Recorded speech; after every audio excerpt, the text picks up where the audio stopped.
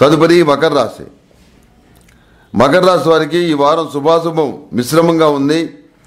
ఆరంభ శూరత్వంతో కొన్ని కార్యక్రమాలను ప్రారంభిస్తారు.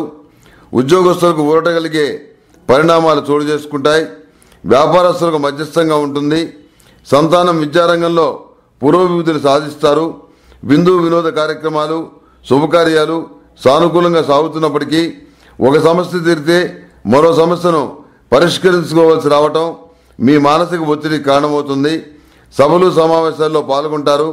మీరు చేసే నూతన ప్రయత్నాలకు గాను ఓ వర్గం యొక్క మద్దతు లభిస్తుంది. కలిగిన దాంతో సంతృప్తి పడతారు. అత్యవసర పరిస్థితుల్లో రుణాలను చేస్తారు. ఓర్పుని ఎక్కువగా కనబరుస్తారు. నిష్కారణమైన నరదృష్టి పొంచి ఉంది. నిత్యం ఆరావళి కుంకుమతోటి శ్రీ మహాలక్ష్మీదేవిని పూజించండి. ఫిబ్రవరి 27వ తేదీన అంటే మహాశివరాత్రి నాడు జరిగేటువంటి సహస్రలింగార్చన సహిత మహాపాశుపత హోమంలో పాల్గొని మహాపాశుపత హోమాన్ని చేయించడం చెప్పదగినటువంటి సూచన.